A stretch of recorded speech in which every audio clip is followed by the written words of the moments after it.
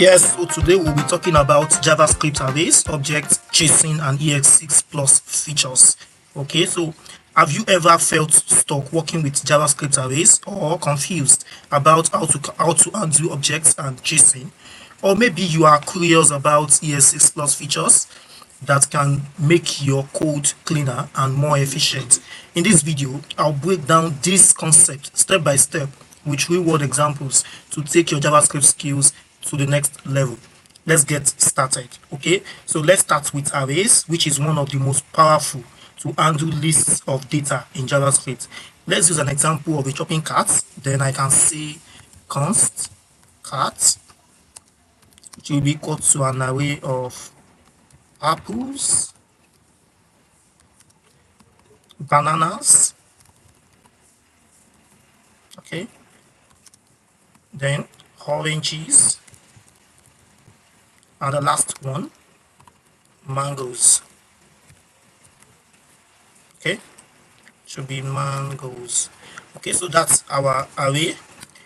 So first, what we'll be doing is we'll be using array methods that allows us to work with an array. Okay, so methods like push, pop, shift, and unshift. We also have map, sort, filter, and reduce, which we'll use to show examples in this video. Okay, so using pop, we can see, sorry, we're using push. Okay, so we're using push first. Okay, so I can say cart dot push. Okay, so what push does is to append new elements to the end of an array. Okay, and returns the length of the array now. Okay, which means that if we add for example, if we add pineapple to this, okay, we have pineapples. Okay, and if I console log that, if I console log cart now, you know that initially we have 4 items or 4 elements in that array. Okay, but if I console log cart now, you can see that we now have 5 elements or 5 items inside of the array plus the pineapple that we just push into it. Okay, so that's how push works in JavaScript. Okay, so next we'll be using pop. So what pop does is different from what push does.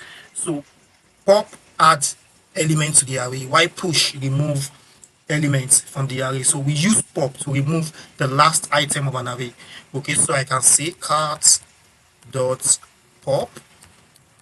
Okay, and if I console.log this, if I console.log cart now, you see that the pineapple that was just added to our array has been removed. That's because we used pop on it. So yeah, so that's how pop works. Okay, so using shift, okay, using shift will also work like pop, but the difference is that pop will remove from the back, which is from the end, while while shift will remove from the front. Okay, so I can say cart dot shift. Okay, and if I console.log that cart now, you can see that we no longer have the apples inside of the arrays anymore. All right, so that's how shift works. Shift to remove an item from the array from the front. Okay, so using unshift, okay, we can also use the unshift method on array. So these methods are all array methods, which means it can only be used on an array. Okay, so I can say cart dot unshift. So now I want to add back the apple. Okay, because what this does is it will add to the elements from the front. So it will add to the array from the front. Okay, so if I console.log cart now, okay, if I console.log cart, okay, I think I added .cart instead of .log. Okay, so you can see that we have added back the apple to the front. Okay, this is not apple, it should be apples. Okay, so that's how unshift work. Unshift, instead of push adding to the back, unshift we add to the front. Okay, so that's it about those four methods. Okay, so we can, yeah, so that's it. Okay, so explaining, we want to explain using the higher order methods. Now the other higher order methods are methods like map, sort, filter, and reduce. Okay, so which are higher order method, like I said, and I'll be using an array of prices to explain that. So I can say const prices and set it to an array of 10, sorry, that's not point, it's comma, 5, can use 5, then 20 and 15. That's our array of prices. Okay, so what we want to do is we want to use higher order methods on this. So using map, I can say const, I can say discounted price. Let's use this to calculate discounted prices for the prices in the array. Okay, so I can say equal to prices dot map. So I want to map through the array of prices. Then I want to say price. Then I want to say price times. Okay, so I want to give customers a price discount of 10% on each prices. Okay, which means if we do our math calculation, it will, the price that customers or clients will pay will be 0.9 if we remove 10% of it. It means they will be paying 90%. Okay, so if I do a console.log of discounted price, you can see that we have the new array of prices for the goods. Okay, so it means that 10, if I give customers a discount of 10%, they will have to pay 9 for the first one and 4.5 for the second one, 18 for the third one, and 13.5 for the next one. So that's it. Next, we move to sorts. We can sort our array from using by ascending order and by descending order. So we can do something like this: const sorted ascending. Okay, I just do it that way. So sorted ascending, we can say prices dot sort. You can see that we have all the method listed out in that suggestion box. Okay, then I can see a b.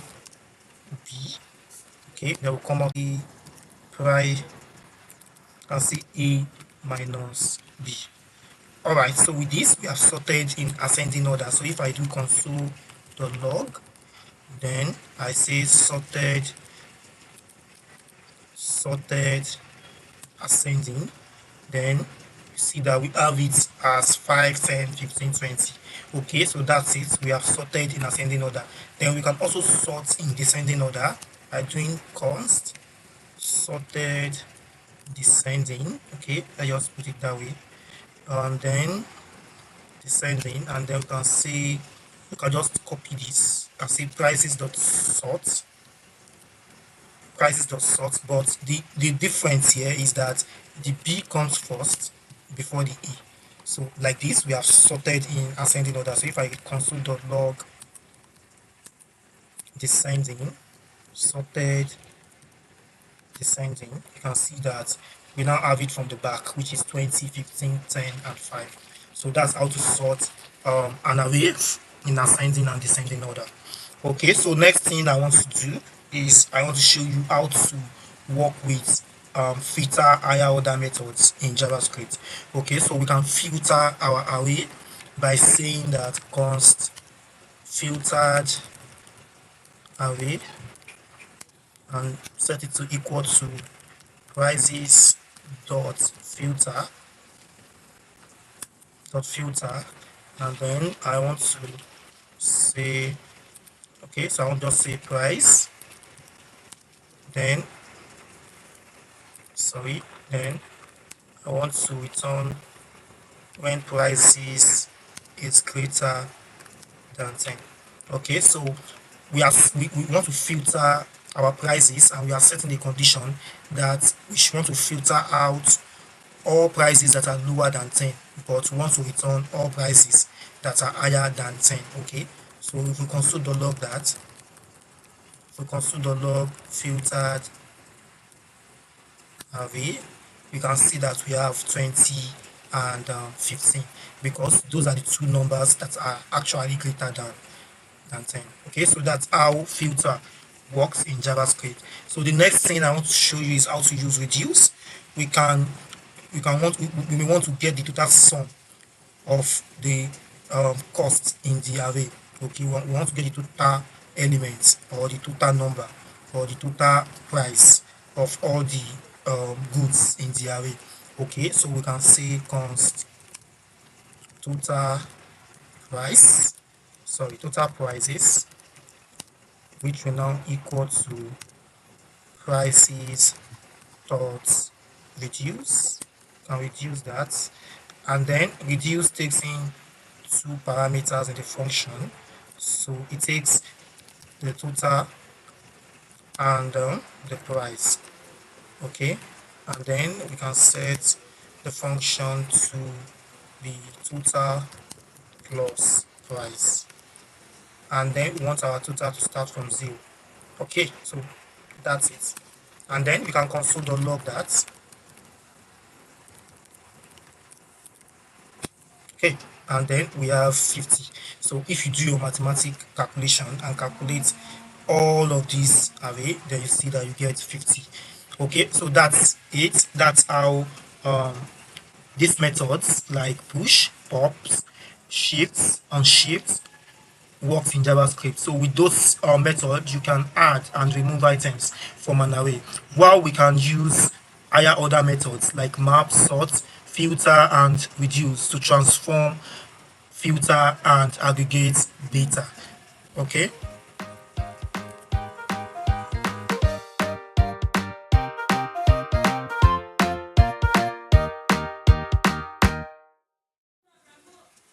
Next, we move to objects and object methods.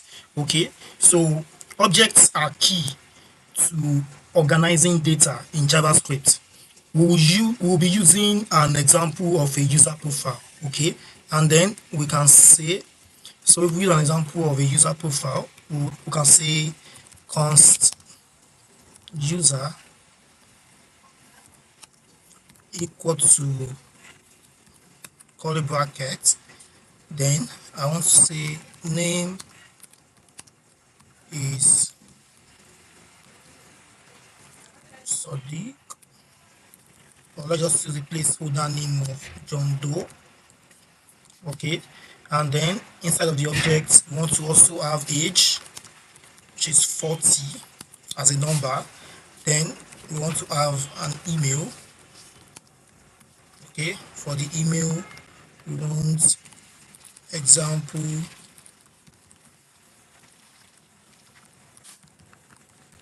right? Okay, so next we want to have another one of hobbies. Okay, and then we want to have it on an array. So my hobbies is coding and yeah, watching football. Yeah.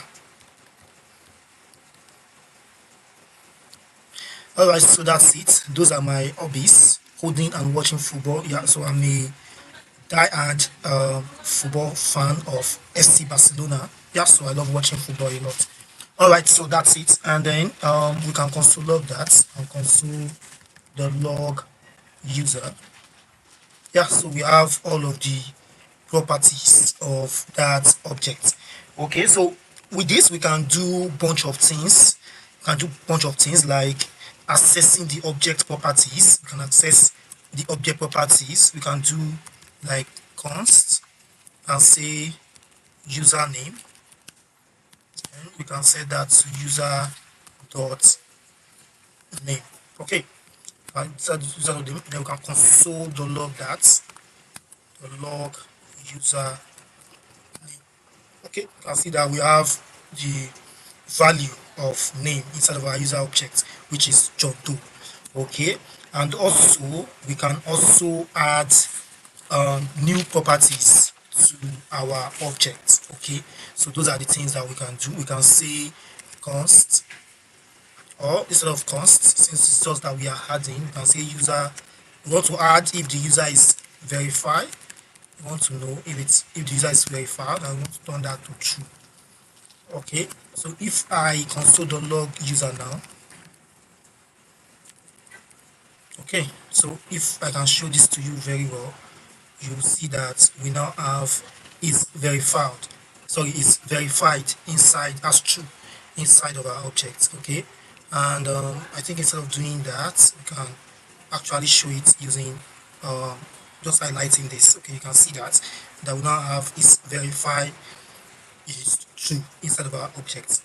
Okay, so that's it. That's how to add a property to an object. Also, we can make use of methods like keys, values, and entries by doing, let's say, const user keys, and we can say equal to, there is a built-in method which is object to work with objects in JavaScript. You can say object dot keys. We want to get the keys because object is actually a key value pair. Okay, so the first one, which is name, is a key, and the John Doe is the values. So we want to get the keys now, which we return name, age, email, and hobbies without the values. Okay, so if I say user now, then I can console.log that, I console.log user keys, and then you can see that it returns the keys of the object to us, which is name, age, email, hobbies, and is verified because we have added is verified here. Even though you can see it inside of this object, it is there under the hood, right? So that's what's happening there. That's what we have is verified. It's verified. Sorry. So that's it. That's how object.keys works. It returns the keys of the objects back to us. So there's another one we can use, which is the values. If we want to get the values without the keys. Okay, like I said, object is a key value pair. Okay, that allows us to have access to both the keys and the values in that manner. All right, so I can also say const user values. Okay, now I want to get the values without the key. Okay, so I can say object dot values. Okay, it's a built-in method, so JavaScript it automatically suggests it to you if you have relevant uh, plugin inside of your VS Code. Okay, so that's it, and then I can say user, then I can say console the log user value. All right, you can see that we have all of the values of our objects, which is John Doe 40, example at gmail.com, coding, watching football, and true. Okay, so that's it for object.values. There's another one which is object.entries. So we can do const user entries. Okay, I can set that to object.entries. Okay, I think there's a mistake here. I didn't see that. So it's supposed to be object dot entries. Now we have the built-in suggested to us. Okay, so I can say user. All right, then I can console.log user entries. Okay, and you can see that we have all of our entries inside of an array. Okay, so that's it for that. Okay, all right, so yeah, because it's not an array, so we won't be able to have access to that. All right, I just want to experiment that. All right, so that's it using object.keys, object.values, object.entries. Okay, so object allows us, it allows you to group related data together. You can access properties using dot notation, add and you can add new ones, and use built-in methods like we just finished using, built-in methods like object.keys, object.values, and object.entries. So that's that about um, objects and object methods in JavaScript.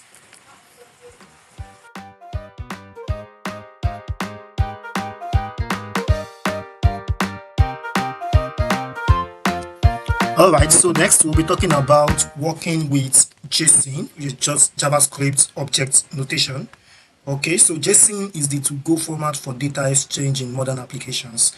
Okay, so if you are a backend person or you're a front-end person, you will be getting some data from the backend which you can use on your front end to display something on the UI. Okay, and you might want to manipulate this data and all of that. So that's why JSON is the format for modern application. Okay, so for example, we'll be treating some examples to make you understand this very well. So I can see const JSON data. So I want to simulate how JSON data will most probably come from the backend. Okay, so we have an object to be coming as a string. Okay, then you can have name. So this will be in a string. So name will be John Doe. John Doe. Okay, next age that will also be in the string. Okay, and I want to say 26. Then I want to add is student, which should be a boolean value of 2. All right, so that's it. That's how JSON data looks like. All right, so for us to be able to work with JSON data when it's coming, we'll have to change or convert that data into JSON objects. Okay, and the way to do that is by doing const JSON object. So I'm calling the variable JSON object. Then it will be equal to, there's a built-in way to convert JSON, okay, which is JSON.parse. Okay, with JSON.parse, you can convert a string to a JSON object. Okay, so I'll now say JSON data. All right, then I'll console.log JSON data, JSON object, JSON object. All right, you can see that we now have it as an object, not as a string anymore. Okay, so that's using JSON.parse to convert a string into an object. Okay, and we can also convert an object back to a string, and we can do that by saying const, let's still use our const JSON stringify. Okay, JSON stringify should be equal to JSON.stringify. All right, then we will pass the JSON object into it. All right, so let's console.log that. So if we console.log JSON stringify, then you can see that we have now added it back into a string. Okay, JSON is simple. Use JSON.parse to convert a string into an object, and JSON.stringify to turn an object into a string. All right, so that's it.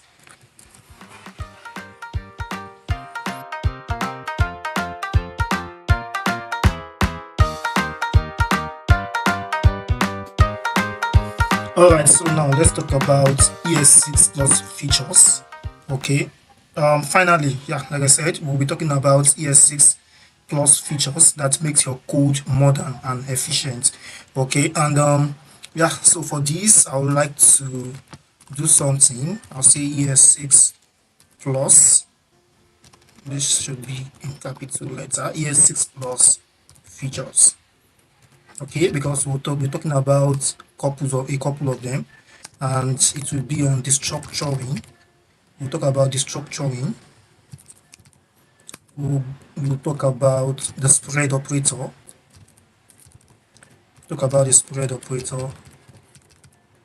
We'll also talk about template literals. Okay, literals. Okay, this should have a space, and then we'll talk about arrow function. They are all ES6 plus features. Okay, so we'll talk about arrow functions, and then we are going to talk about async await, which are all ES6 plus features. Okay, so we talk about async await. Okay, yeah, so that's pretty much everything under this section of ES6 plus features. Okay, so how do we work with the structuring? What is the structuring? Okay, so I would like to be explaining this using examples so that you can have a very good understanding of it, as this is a practical for you to learn more about all of this.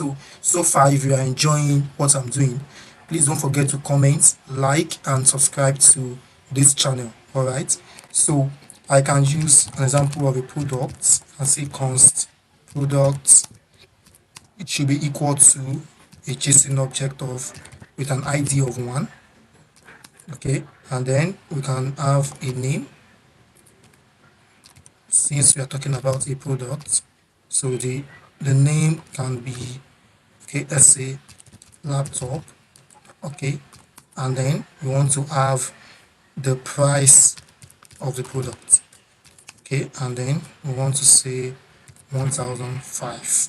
Okay, and $1005, right? And then so that's our object. So we can destructure products, because if we are doing product dot, it means we are still like having access to all of the products. Yeah, we can do product.id and we'll be able to have our ID.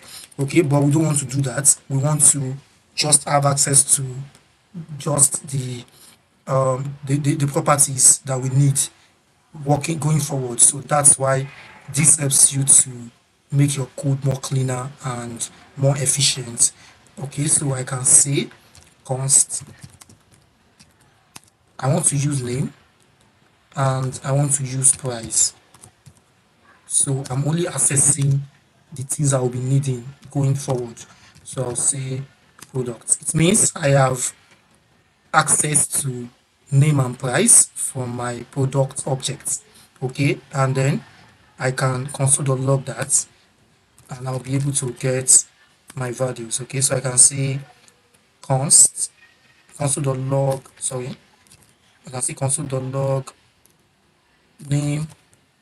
Okay, I don't want to do that, so let me just say name and price. Okay, so you can see that we now have both name and price as an array. Okay, so that's what the structuring help us to do. Okay, so this is the structuring and this should be features, not just one features, right? Okay, so that's what is meant by the structuring in ES6 plus features.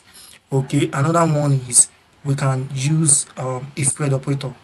Okay, you can use a spread operator by doing something like, let's say const, you can say const new,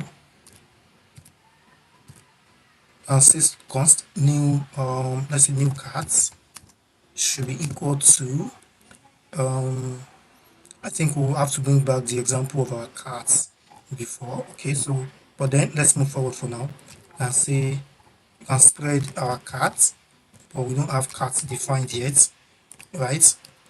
And say spread our cards, then we want to also add another value of mangoes.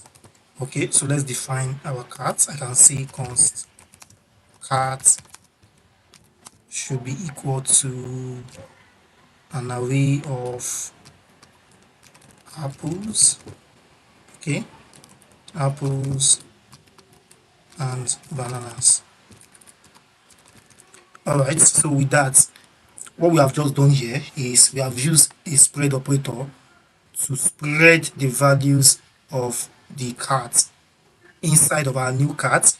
Then we have added mangoes. So if we console.log that, you will see that we have added the mangoes into our cart, okay, by doing new cart.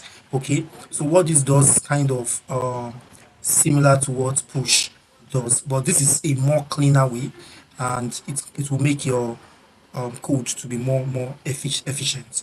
Okay, so that's what spread operator does in JavaScript. Okay, next we want to talk about the template literals. Okay, so template literals allows us to use our object properties inside of our code. Okay, for example, I can do that using, let's say, const literals. Let me just use literals. Should be equal to what? Then object literal is the backtick. That is the key under escape on your Windows machine. Okay, on your Windows laptop, right? And I can't remember that now, but then it should be like the same on your Mac. Okay, so that's backtick. So template literal uses backtick. Okay, so I can say welcome. Okay, I can say, let me just say by, then I will use $sign and curly brackets, then I'll say product dot name. So I'll say buy product at, then I want to use it again. I'll say product, sorry for that, I'll say product dot price. Okay, product dot price. All right, then I can console.log literals, then you see buy laptop at 1.5. Okay, so that's how template literals work. It allows you to write something or code something, and you'll be able to use the properties of your object inside of it to make a statement or to show it on the UI. Okay, so you can see that this is actually cleaner and like very efficient. Okay, so next we'll be talking about arrow function. Okay, so those are the features that was introduced in ES6 plus, ES6 plus. Okay, which is like I think I've said this before in one of my videos, which is ECMAScript 2015. Okay, then we'll talk about arrow function. Okay, you can say const greet, then I can say name, then I will have my arrow and say um then I'll say let me see. So I can say um let's say console.log console.log backtick again. I'm using my backtick. Then I want to console.log the name. Okay, then I want to add hello to this. All right, so I want to say hello, then I can call the function. I can call the function by saying greet, then I can add John. Okay,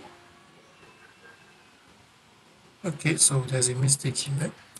It's supposed to be a console. Okay, so you see we get hello John, because what I just did here is to add John to this parameter when I'm calling the function. Okay, so that's how arrow functions work. Arrow function is a more cleaner way to declare functions in JavaScript using ES6 plus features. Okay, so next we can also have async await. Async await tries to it allows us to avoid callback errors in JavaScript. Okay, it's a way to write a more cleaner code instead of using a lot of callbacks that will lead to what developers call callback hell. Okay, so with this we can do something like const fetch data, and then we can set it to equal to async, want to async, then we can say, so that's a function, that's a sync function. Then we can say const response, we want to get the response. But here I will just be using an example just to show you how async await works. So in my next videos we'll be doing a lot of things on async await, but here it's just to give you a rough understanding of how to use async await in JavaScript. Okay, so we'll now await it. Okay, because we call um when we call data like this, it's always we may return a promise, and we have to await that promise before we can actually get our data. So I can say https.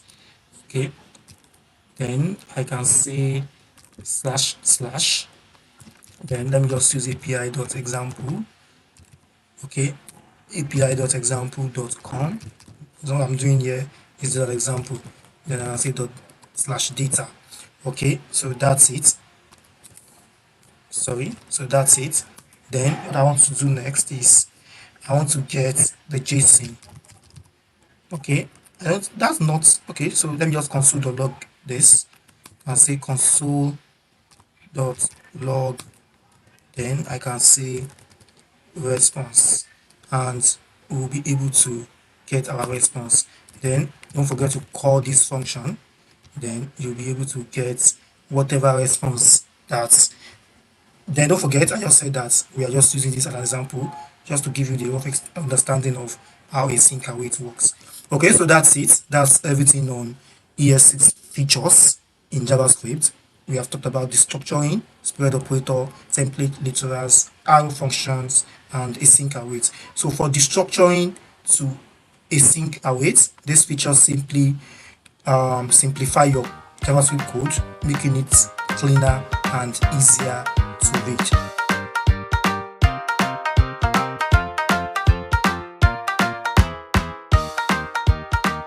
Alright, thanks for watching.